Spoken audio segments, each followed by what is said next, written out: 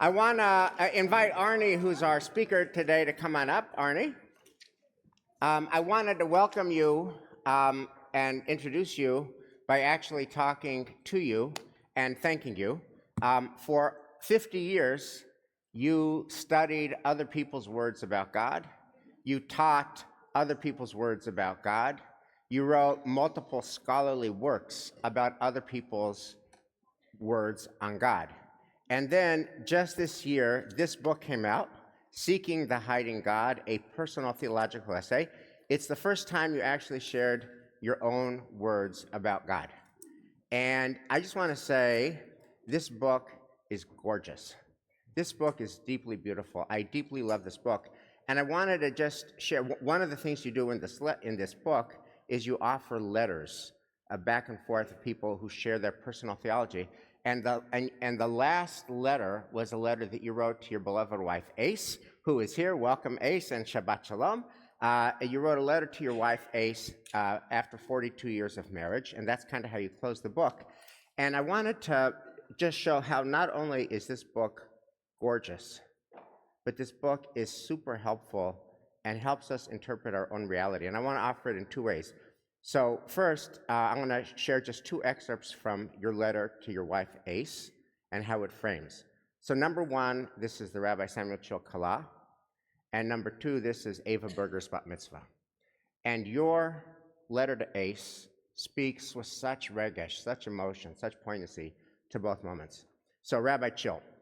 So here we have Janet Chil, his beloved wife, and Judy and Jonathan Chil, his beloved children, and Rachel Chil, his granddaughter, and Amalia and Mia, Rachel's children. That is to say, 4 generations of Chils, Janet, Judy, Jonathan, Rachel, Amalia, Mia, 4 generations of Chils in the Rabbi Samuel Chil Sanctuary, which means that Rabbi Chil's 2 legacies have great legs.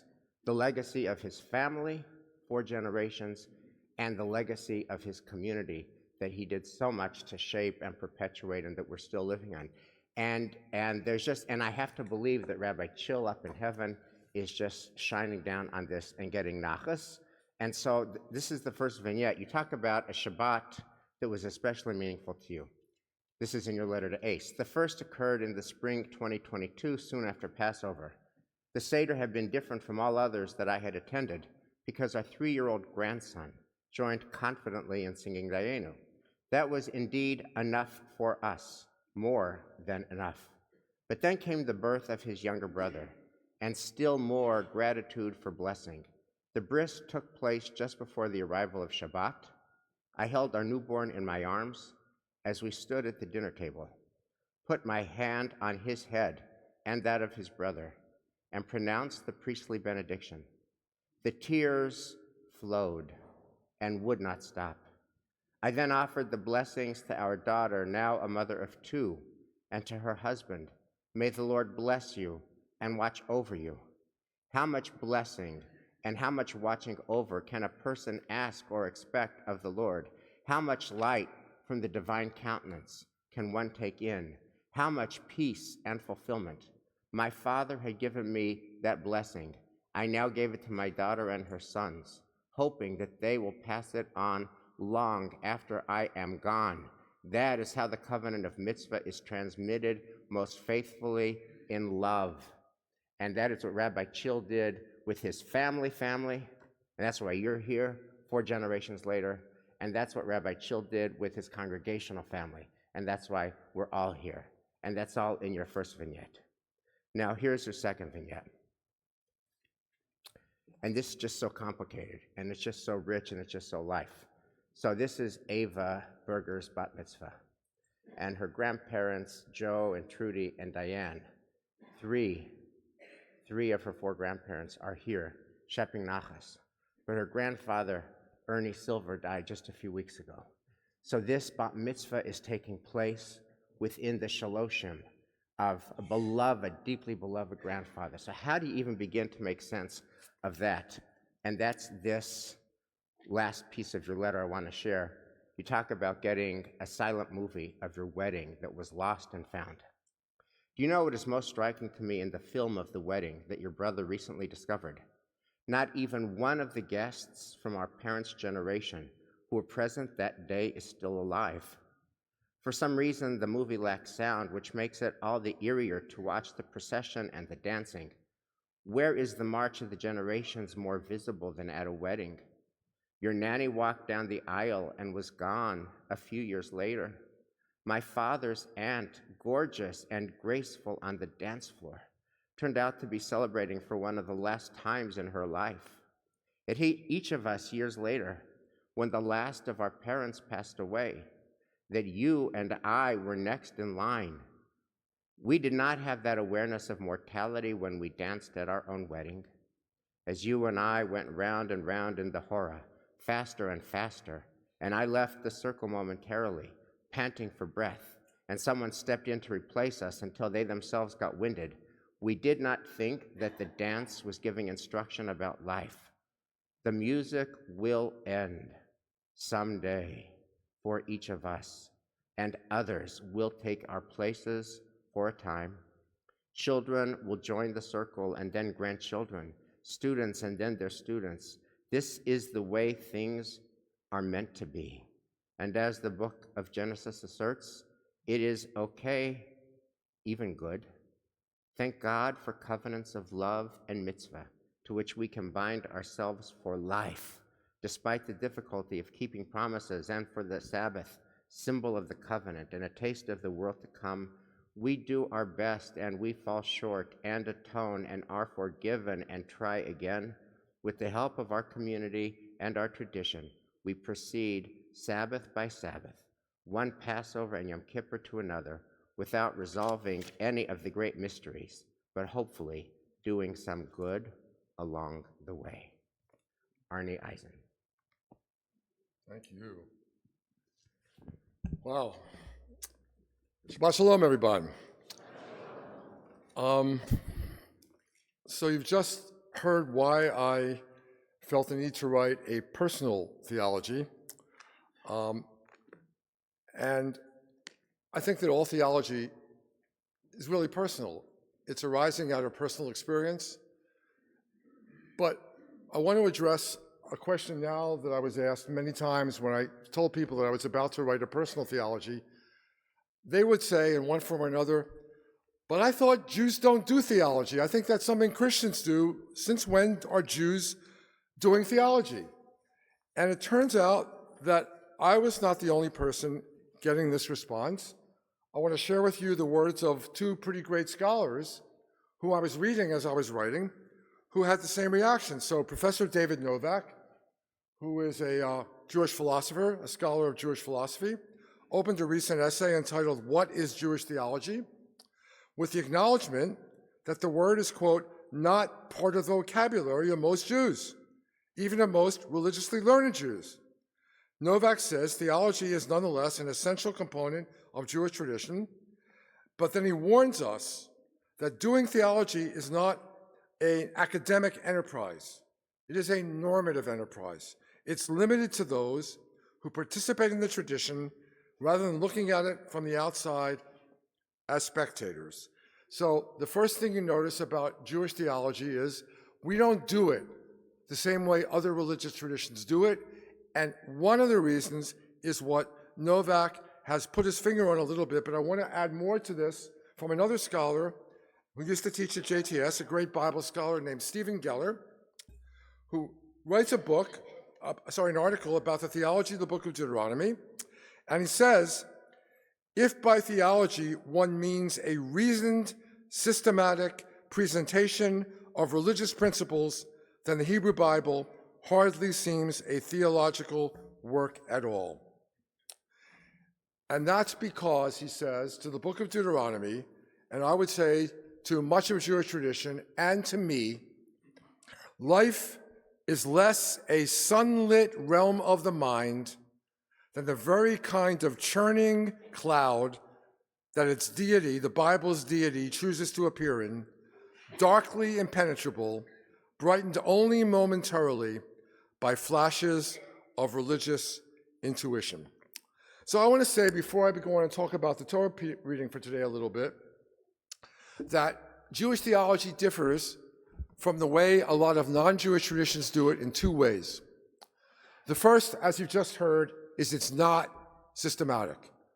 We don't lay out what the truth with a capital T is and then excommunicate people who have a different interpretation or, God forbid, fight wars over those interpretations. Jewish theology, for us, is not a matter of science. It's not a science of God the way that geology is science of the earth or psychology is a science of the mind. It's not even knowledge, per se, of those things, not cognitive knowledge. It's much more a matter of experience and encounters and glimpses and reflections and doing the best you can without the knowledge that you want to have. And it's in that spirit that Jews write what we call theology. The great Solomon Schechter, pretty much the founder of JTS, as we have the Jewish Theological Seminary today, wrote a book around the turn of the 20th century called Aspects of Rabbinic Theology. And he says in the first chapter, I can't give you theology, I can only give you aspects. The rabbis of old did not have consistency. And then he says, thank God, because who would claim to have consistency when it comes to ultimate truth? The rabbis did not give us system or coherence, they gave us individual reflections.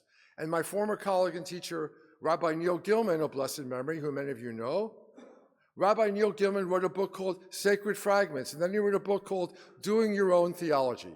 So I am here today, happily, proudly, as the Sam Chill scholar in the Sam Chill Sanctuary at Emmanuel, not to attempt to give you any kind of system, not to attempt to give you coherent answers to the questions we're all asking, but the reflections that I've come to at this point in my life, which I invite you to share with me as you embark on this enterprise of thinking about theological matters for yourself. I have a really salient memory of a moment when I was teaching at Columbia University, and I was teaching contemporary civilization.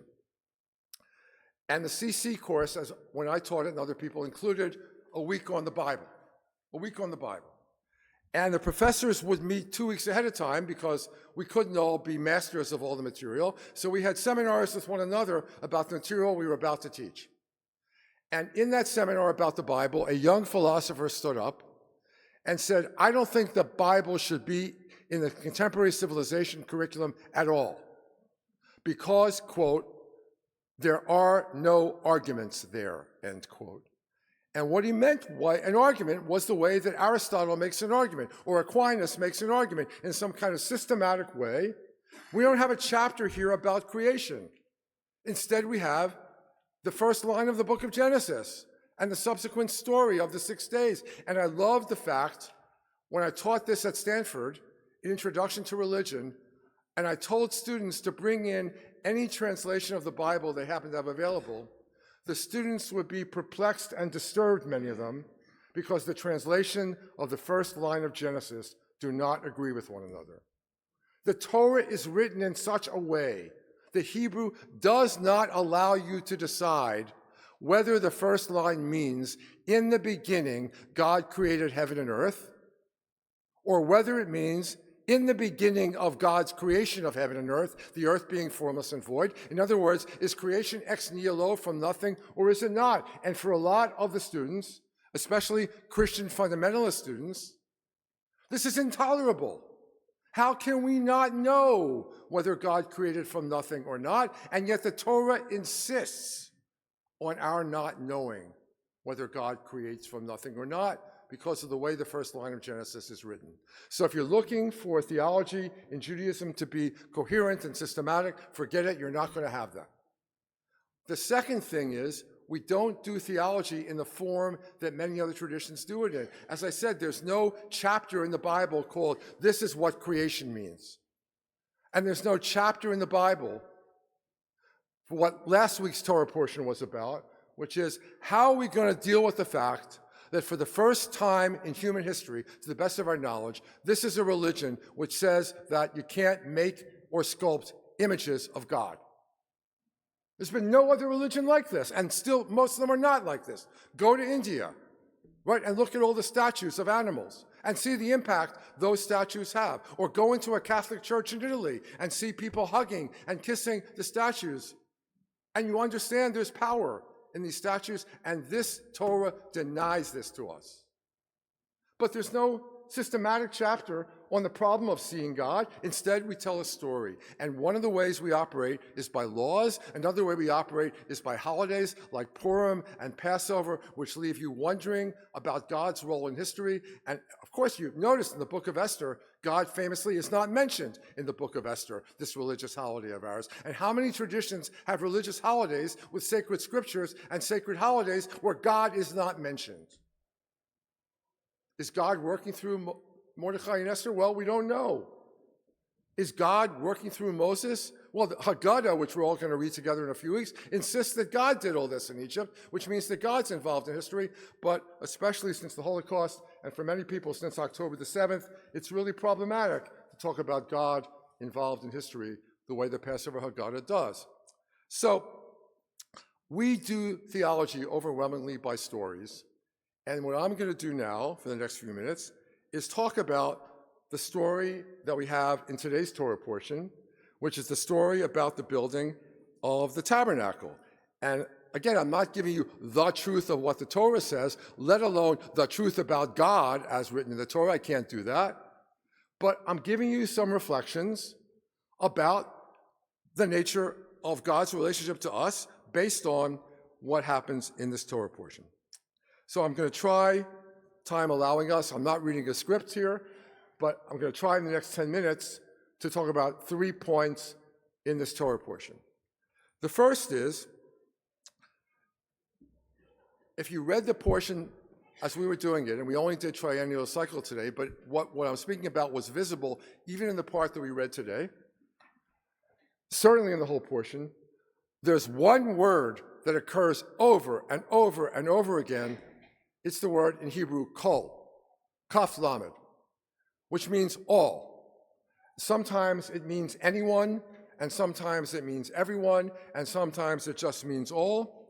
But by my count, my informal count, the word occurs 22 times in the chapter 35, and another 10 times in chapter 36. I think this is unheard of for the Torah, which never wastes words. So what's going on? Why all this repetition of the word kol? Why is there a kind of collective unanimity of feeling and thought and action? Okay, we know Jews, so we know that this is a fantasy, right? The entire Jewish people are not going to agree on anything, right? And I'm glad we had the synagogue's volunteers up today to take an aliyah, because here's a situation where Moses and Aaron and the chosen architects call for volunteers, and they have so many people who volunteer and so many people who are giving gifts. Please, please, no more volunteers. Please, no more gifts. We have too many. We can't use anymore. Anyone who's run a capital campaign or any kind of fundraising effort, of course, knows this is a fantasy. This is a dream come true. So why? Well, you might say, and I'm going to say this, one of the things the Torah is saying is this is an expression of gratitude. This is, as the person who spoke at the aliyah for the volunteers said, this is an act of love. Why are the people so grateful? Well, they've just escaped disaster. They've just done this terrible thing, according to the story. They built this golden calf and been punished. A few thousand people have died. And they were afraid that God was going to abandon them, as God threatens to do. And Moses persuades God not to abandon them, so they may get out of this wilderness alive. They're grateful. And perhaps they're also grateful that they've got something that no one else ever had before, which is God in their midst. It's terrifying, but it's a source of wonder and gratitude. And they were just liberated from slavery, so they're grateful there too. So you could say the reason why they're unanimous is that they're grateful. But I think there's something else going on here, and it pertains to what I was mentioning a moment ago about theology. They had a problem. They have a God they can't see. They have a God they can't make images of, either visual images, paintings, or sculptures. This is a problem for us. You can imagine the problem it was for them. How are you supposed to worship a God, relate to a God, experience a God, say thank you to a God that you can't imagine in any kind of visual way? This is a major theological dilemma which we all have, which they had. The portion that we read last week makes the dilemma clear. Here they worship the golden calf, and they're punished, and they're told they're not allowed to make images of God. And this portion of the Torah teems, T-E-E-M-S, with personifications of God, with anthropomorphic images of God. It uses the word see, S-E-E, over and over again, and it uses the word face over and over again. And this climactic moment, God says to Moses, you cannot see my face and live. My back will be seen, but you cannot see my face. So there's this big no. But what I learned from studying this portion out of conversation with other people and my own personal experience is that God doesn't just say no. There's two big yeses in that statement as well. So you can't see my face and live, but what can you do? Well, first of all, God is going to pronounce certain attributes of God. The only place in the Torah, by the way, where God pronounces the attributes of God. And those attributes reduce to two: just and merciful. And I believe that we have to know about God, that God is just and merciful, because what the Torah wants of us is to live a certain kind of life.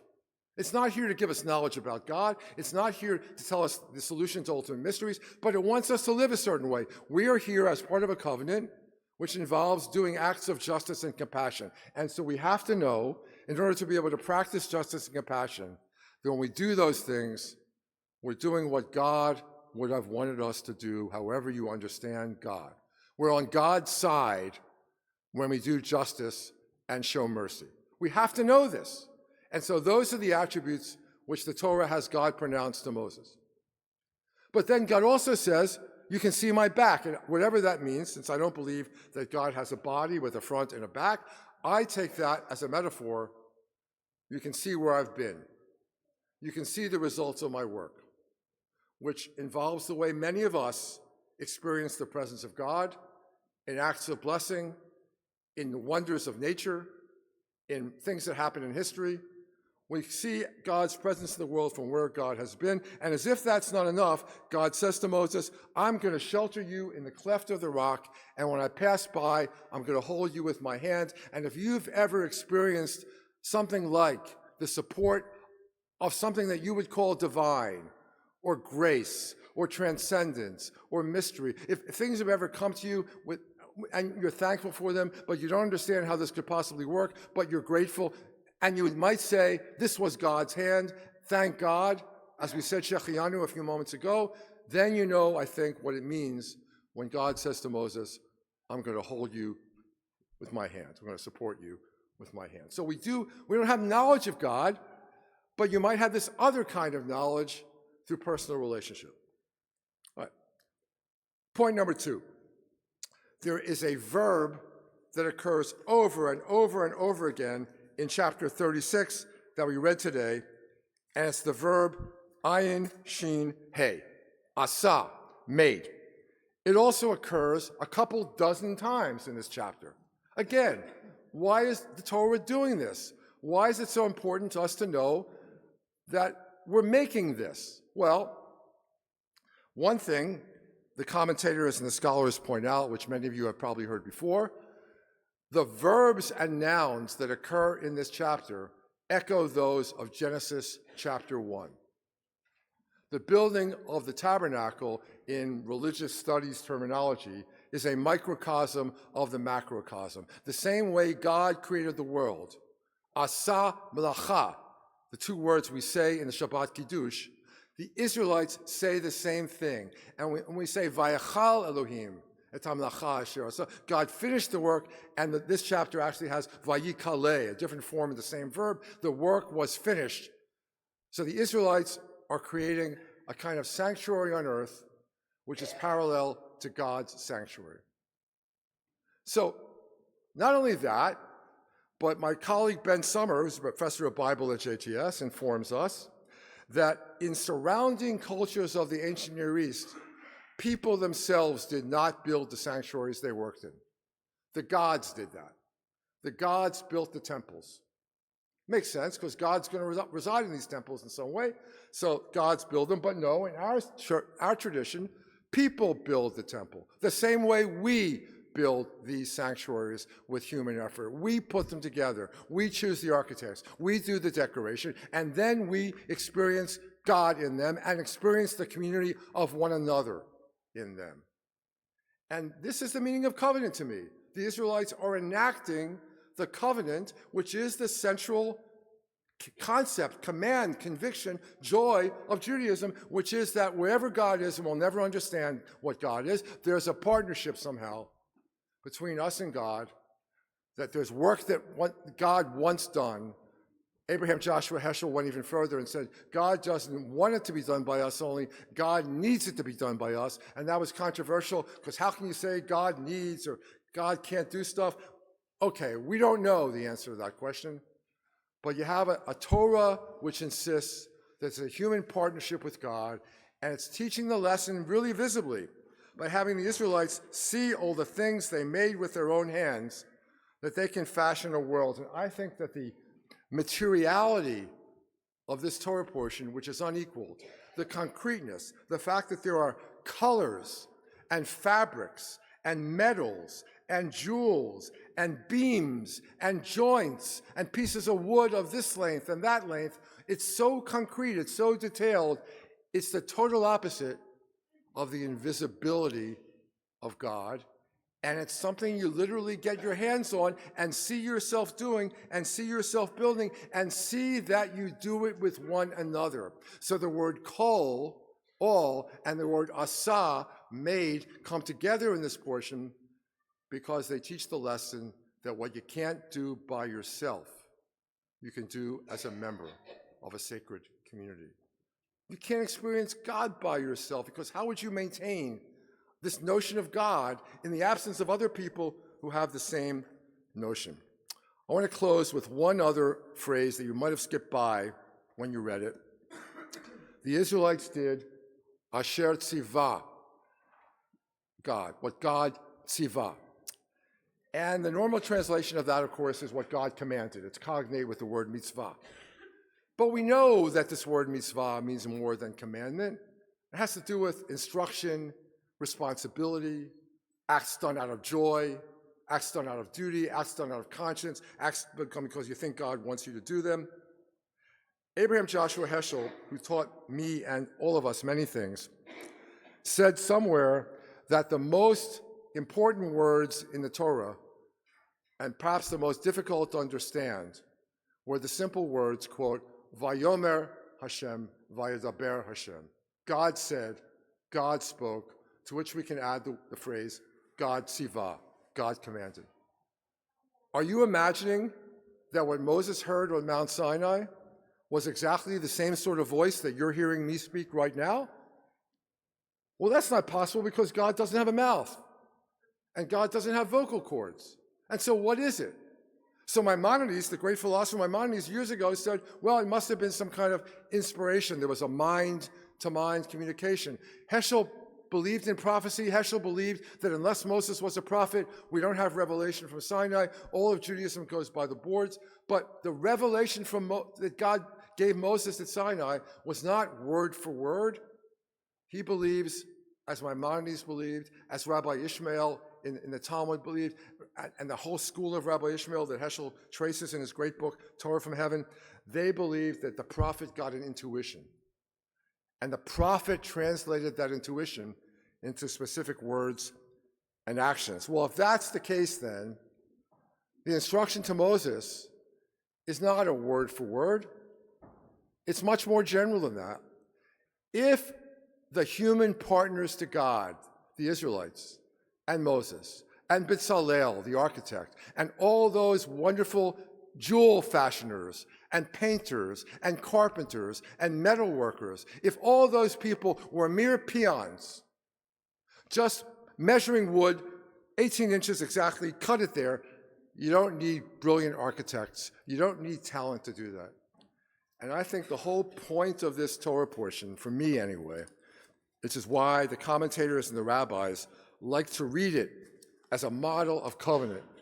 It's because this is a partnership. The same way that building the tabernacle was a complicated business and could not have happened without all the best talent and ingenuity and intelligence and effort and dedication and joy and commitment and experience that the Israelites brought to the building of that tabernacle, the building of a just and compassionate world is 1,000,000 times more complicated. And it's going to take all the intelligence and ingenuity and creativity and discipline and joy and experience and knowledge and science and art. Everything that we as a human community can bring to this effort is required to do the job. And that, I think, is the theology the Torah is trying to teach in the story of the tabernacle. Shabbat shalom. Shabbat shalom. Arnie, thank you for your beautiful words that are going to inspire all of us, call to work together, asa, to build a community where God's presence and wisdom and command, sifa, can be felt. Deep, deep gratitude. Thank you. We're going to